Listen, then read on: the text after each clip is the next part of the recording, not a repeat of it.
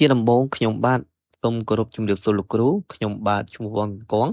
ជាតំណាងឲ្យក្រុមទី15នៃមុខវិជ្ជាបច្ចេកវិទ្យា Digital សម្រាប់ការអភិវឌ្ឍដែលដឹកនាំដោយអាដាមហ៊ានសម្បឿនថ្ងៃនេះក្រុមយើងខ្ញុំមានសេចក្តីសោមនស្សរីករាយយ៉ាងក្រៃលែងដែលបានលើកយកនៅបទបង្ហាញនៃកិច្ចការស្រាវជ្រាវរបស់ក្រុមទីក្រុមមួយដែលមានឈ្មោះថាមគ្គុទ្ទេសក៍ទេសចរណ៍វៃឆ្លាតឬក៏ Smart AR Tourism Guide ក្រោមទិសស្លោកភ្ជាប់អតីតកាលមកកាន់បច្ចុប្បន្នតាមរយៈបច្ចេកវិទ្យាដើម្បីលើកកម្ពស់សហគមន៍ទេសចរណ៍បន្ទាប់នេះខ្ញុំសូមណែនាំនៅសមាជិកខ្ញុំចំនួន5នាក់ដែលមានរួមដូចជាកញ្ញារស់ម៉ារីម៉ាលោកលេងច័ន្ទមករាលោកអានវាសនាខ្ញុំបាទបនកងនិងលោកម៉ៃច័ន្ទសុភ័ក្រសម្រាប់បទបង្ហាញនេះមានរយៈពេល10នាទីយើងនឹងបង្ហាញពីចំណុចសំខាន់ចំនួន8ចាប់ពីគោលបំណងលក្ខណៈពិសេសបច្ចេកវិទ្យារហូតដល់ដំណោះស្រាយនិងសេចក្តីសន្និដ្ឋាននៅក្នុងគម្រោងនេះគោលដៅរបស់យើងគឺជាគោលដៅអភិវឌ្ឍវិស័យទេសចររបស់កម្ពុជាតើលោកគ្រូនិងមិត្តរួមទាំងអស់គ្នាដឹងទេថាគម្រោងដែលយើងលើកឡើងមកនេះត្រូវបានបង្កើតឡើងដើម្បីចូលរួមចំណែកសម្រេចឲ្យបាននៅគោលដៅអភិវឌ្ឍប្រកបដោយចីរភាពរបស់អង្គការសហជីវជាតិឆ្នាំ2030ដែលយើងហៅកាត់ថា SDG ដោយផ្ដោតលើវិស័យឧស្សាហកម្មនវានុវត្តន៍និងហេដ្ឋារចនាសម្ព័ន្ធតើគម្រោងនេះមានគោលបំណងស៊ីជម្រៅយ៉ាងណាសូមលោកគ្រូនិងមិត្តរួមថ្នាក់ទាំងអស់គ្នាស្ដាប់ការបកស្រាយរបស់ក្រុមរបស់ខ្ញុំបន្តទៅនេះជាកិច្ចបន្តខ្ញុំបាទសូមបកស្រាយនៅ slide ទី5និយាយអំពីគោលបំណងចំណុចត្រង់គោលបំណងគឺចង់និយាយអំពីគម្រោង Smart AR Tourism Guide របស់យើងដែលមានគោលបំណងក្នុងយុទ្ធសាស្ត្រចំនួន3គឺទី1គឺពង្រឹងបទពិសោធន៍ទេសចរណ៍ឲ្យមានភាពរស់រវើកនិងមានភាពទាក់ទាញ Interactive Experience ទី2គឺការអភិរក្សបែប Digital ដោយរក្សារូបរាងបេតិកភណ្ឌក្នុងទម្រង់ជា 3D មុនពេលសំណង់បុរាណមានការបែកបាក់និងទី3គឺការជំរុញសេដ្ឋកិច្ចមូលដ្ឋានតាមរយៈការទាក់ទាញភ្ញៀវទេសចរឲ្យស្នាក់នៅបានយូរ Slide ទី6 Core AR Feature AR Historical Overlay គឺដើម្បីសម្រេចគោលបំណងនេះមុខងារស្នូលទី1គឺ AR Historical Overlay ដោយលោកស្រីបានដឹងហើយថាក្នុងគំរូ app នៅលើ slide ពេលភ្ញៀវទេសចរលើកទូរស័ព្ទដៃ scan ចំប្រាសាទណាដែលបែកបាក់នោះ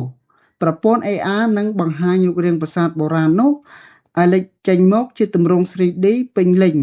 ដោយរូបភាពកាលពីអតីតកាលយ៉ាងដូចនេះដែរហើយបញ្ជាក់ពីភាពស្រស់ស្អាតទៀតផង Slide ទី7គឺ Core AR Feature AI Avatar Guide មិនតែប៉ុណ្ណោះយើងមានមុខងារ AI Avatar Guide នៅពេល scan ចំទីតាំងនឹងមានតួអង្គនិមិត្តហៅថា Avatar ក្នុងសម្លៀកបំពាក់បុរាណចេញមកព្រមទាំងនិទានរឿងរ៉ាវប្រវត្តិសាស្ត្រជាពហុភាសាភ្ញៀវទេសចរក៏អាចមើលព័ត៌មានជាអក្សរនិងវីដេអូបញ្ចូលអំពីវត្ថុបុរាណនោះបានភ្លាមៗផងដែរបន្ទាប់តទៅទៀតតើ app នេះជួយសម្រួលដល់ការធ្វើដំណើរយ៉ាងដូចម្ដេចសូមគោរពអញ្ជើញលោកស្រីមេតាបកស្រាយបន្តសូមអរគុណសូមគោរពជំរាបសួរលោកគ្រូខ្ញុំបាទឈ្មោះលេងច័ន្ទមករាដែលនឹងចូលមកបកស្រាយនៅមុខងារបន្តទៀតតាក់ទងជាមួយនឹង Interactive Navigation គឺជាផែនទី AR ឆ្លាតវៃដែលបង្ហាញផ្លូវផ្ទាល់នៅលើអេក្រង់នាំភ្ញៀវទេសចរទៅកាន់ហាងលក់វត្ថុអនុស្សាវរីយ៍សហគមន៍ភោជនីយដ្ឋានឬក៏បន្ទប់ទឹកសាធារណៈបានយ៉ាងត្រឹមត្រូវហើយបន្ទាប់ពីមុខងារនេះគឺមានមុខងារ AR Selfies and Filters ដែលអនុញ្ញាតឲ្យភ្ញៀវទេសចរអាចថតរូប Digital ជាមួយនឹងតួអង្គអប្សរាឬក៏សម្លៀកបំពាក់បុរាណផងដែររួចក៏អាចធ្វើការចែករំលែកទៅបណ្ដាញសង្គមបានភ្លាមៗក្រៅពីនេះ app របស់ក្រុមយើងខ្ញុំគឺមាននៅមុខងារ Smart Assistant ដែលរួមមានក្នុងនោះគឺមានមុខងារ AI Chatbot គឺសម្រាប់ឆ្លើយសំណួរដោយស្វ័យប្រវត្តិនិងមុខងារមួយទៀតគឺ Crowd Monitoring សម្រាប់ប្រាប់ពីស្ថានភាពមនុស្សដែលកកស្ទះនៅតំបន់ទេសចរណាមួយនិងមុខងារមួយទៀតគឺជាការជូនដំណឹងអាកាសធាតុទៅកាន់ភ្ញៀវទេសចរបាទហើយចំពោះផ្នែកបន្តទៀតនេះគឺតកតងជាមួយនឹងមុខងារប្រតិបត្តិការផ្នែក Business and Admin Tool ដែលមុខងារទាំងអស់នេះគឺតកតងជាមួយនឹងការកក់សំបុត្របែប cashless ហើយមុខងារមួយទៀតដែលសំខាន់នោះគឺ មុខងារសង្គ្រោះបន្ទាន់ដែលហៅថា SOS ប៊ូតុងសម្រាប់តាក់ទងជាមួយនឹងអាជ្ញាធរដែនដីនៅតំបន់នោះផងដែរហើយមុខងារជាបន្តទៀតនេះគឺតាក់ទងជាមួយនឹង dashboard នេះគឺសម្រាប់វិភាគទិន្នន័យសម្រាប់អ្នកដែលវិភាគគ្រប់គ្រងនៅតំបន់នោះបាទហើយចំណុចពិសេសបំផុតនោះគឺមុខងារ downloadable tool ដែលអនុញ្ញាតឲ្យភ្ញៀវទេសចរអាចទាញយកព័ត៌មានទុកជាមុនដែលអាចប្រើប្រាស់បានទោះបីជាស្ថិតនៅតំបន់ដាច់ស្រយាលដែលគ្មានសេវាអ៊ីនធឺណិតក៏ដោយបន្ទាប់ពីបានដឹងមុខងារទាំងអស់នេះហើយតើគម្រោង Smart AR Tourism នេះត្រូវអនុវត្តតាមជំហានណាខ្លះសូមគោរពអញ្ជើញលោកស្រីរស់ម៉ារីម៉ាអញ្ជើញបកស្រាយបន្តសូមអរគុណសូមគោរពជំរាបសួរលោកគ្រូនាងខ្ញុំឈ្មោះរស់ម៉ារីម៉ាដែលបកស្រាយនៅក្នុង slide ទី13និង slide ទី14នៅ slide ទី13យើងខ្ញុំនិយាយអំពីជំហានអនុវត្តគម្រោងដែលក្នុងនោះក្រុមរបស់យើងខ្ញុំបានកំណត់យកជំហានចំនួន4ដែលជំហានទី1គឺជាការប្រមូលទិន្នន័យ data collection ដែលក្នុងនោះគឺយើងចូលវាស់វែងនិងថតរូបនៅក្នុងតំបន់គោលដៅនិងចងក្រងជាប្រវត្តិសាស្ត្រដោយចាំព្រឹត្តិការណ៍និងអ្នកជំនាញនៅក្នុងការងារប្រវត្តិសាស្ត្រពាក់ព័ន្ធនឹងជំហានទី2គឺជាការរចនានិងអភិវឌ្ឍ development ដែលយើងយកអ្វីដែលយើងបានប្រមូលបានបង្កើតទៅជារូបភាព 3D និងបង្កើតជាកម្មវិធីទូរស័ព្ទ mobile app ជំហានទី3គឺជាការដំឡើងស្លាកសញ្ញា physical setup ដែលយើងដាក់ QR code នោះនៅតាមតំបន់ចំណុចគោលដៅនៅតាមប្រាសាទនានានិងរមណីយដ្ឋាននានាចូលមកដល់ចំណុចទី4គឺជាការបណ្ដុះបណ្ដាលនិងសម្ពោធ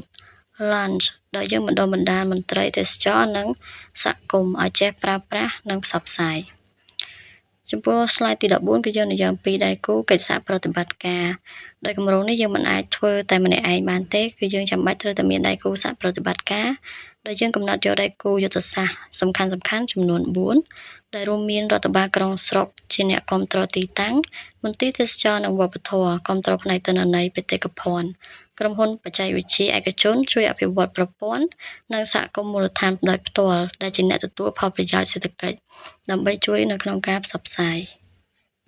សូមជម្រាបសួរលោកគ្រូខ្ញុំបាទម៉ៃច័ន្ទសុភ័ក្រជាសិស្សមន្ត្រីចុងក្រោយនៃបទបង្ហាញនេះដោយនៅក្នុងការអនុវត្តយើងបានជួបប្រទះនៅបញ្ហាប្រឈមមួយចំនួនដូចជា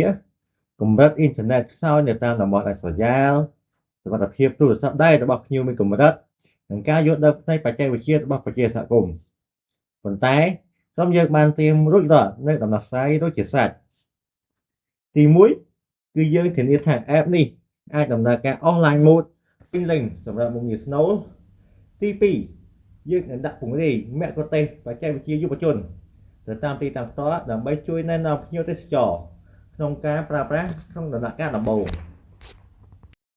ជាសេចក្តីសន្និដ្ឋានគម្រោង Smart AR Tourism Guide មិនមែនត្រឹមជា app ទេសចរប៉ុណ្ណោះទេប៉ុន្តែវាជាឧបករណ៍អភិរក្ស Digital ដ៏មានតម្លៃសម្រាប់កូនចៅជំនាន់ក្រោយពង្រឹងសមត្ថភាពយុវជនមូលដ្ឋានឲ្យក្លាយជាអ្នកនាំសារបេតិកភណ្ឌ Digital និងបង្កើតការងារបង្កើតចំណូលដល់សហគមន៍យ៉ាងពិតប្រាកដជាចុងក្រោយគម្រោងរបស់ក្រុមទី15ត្រូវបានបញ្ចប់ត្រឹមនេះខ្ញុំបាទសូមតំណាងឲ្យសមាជិកទាំង5រូបថ្លែងអំណរគុណយ៉ាងជ្រាលជ្រៅចំពោះលោកគ្រូសម្រាប់ការយកចិត្តទុកដាក់ស្ដាប់ក្រុមយើងខ្ញុំរងចាំទទួលរាល់មតិរិះគន់ដើម្បីសព្វនានិងសំណួរពីលោកគ្រូសូមអរគុណ